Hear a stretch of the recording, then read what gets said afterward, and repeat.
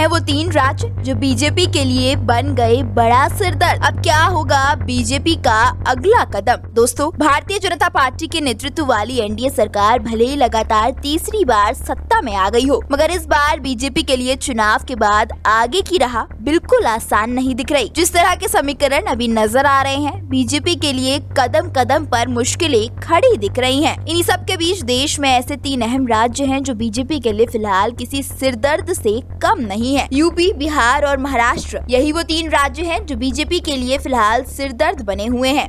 UP में साल अक्टूबर के आसपास विधानसभा की 10 सीटों के लिए उपचुनाव होने हैं। बिहार में अगले साल विधानसभा चुनाव होंगे, जबकि महाराष्ट्र में भी इसी साल विधानसभा चुनाव होने हैं। ये भी अक्टूबर के करीब हो सकते हैं। हालांकि इनमें से किसी भी इलेक्शन से जुड़ा कोई शेड्यूल सामने नहीं आया है। सबसे पहले बात करते हैं यूपी की। यूपी विधानसभा की जिन 10 सीटों पर उपचुनाव होने हैं, उनमें कटहरी, करहल, मिल्कीपुर, मीरापुर, गाजियाबाद, मजुआ, सीसामऊ, खैर, फूलपुर और कुंदरकी शामिल है। दरअसल प्रदेश में उपचुनाव के पहले यूपी में 2 बड़े दिग्गजों सीएम योगी आदित्यनाथ और डिप्टी सीएम केशव प्रसाद मौर्य के बीच खटपट की अटकलें लगाई गई। सियासी गलियारों में ऐसी आशंका जताई गई कि यूपी बीजेपी में 2 बड़े दिग्गजों की कथित अंदरूनी कलह पार्टी को कहीं आगामी विधानसभा के उपचुनाव में नुकसान न पहुंचा दे। अगर बीजेपी 2 धड़ों या खेमों में बटी नजर आएगी और एक की दल के नेता आपस में लड़ते भिड़ते और उलझते दिखेंगे, तो इससे मतदाताओं के बीच भी गलत संदेश जाना स्वाभाविक बात है। दूसरा राज्य है बिहार, जो लंबे समय से विशेष राज्य का दर्जा पाने के लिए टकटकी लगाए बैठा है। बिहार सीएम नीतीश कुमार को लगातार तीसरी बार एनडीए सरकार बनने पर प्रधानमंत्री नरेंद्र मोदी से बड़ी उम्मीद थी कि उनके पास इस कार्यकाल में राज्य को स्पेशल स्टेटस का दर्जा मिल जाएगा। मगर 23 जुलाई 2024 को नीतीश कुमार को तगड़ा झटका लगा। बिहार को विशेष राज्य के दर्जे की मांग केंद्र सरकार ने लोकसभा में खारिज कर दी। सरकार ने मौजूदा प्रावधानों का हवाला दिया और कहा कि अभी के प्रावधानों में बिहार को विशेष राज्य का दर्जा देना संभव नहीं है। केंद्र के इस फैसले के बाद बिहार की सत्तारूढ़ पार्टियों में निराशा देखने को मिल सकती है। ये समूचा घटनाक्रम इसलिए भी अहम है क्योंकि वहां अगले साल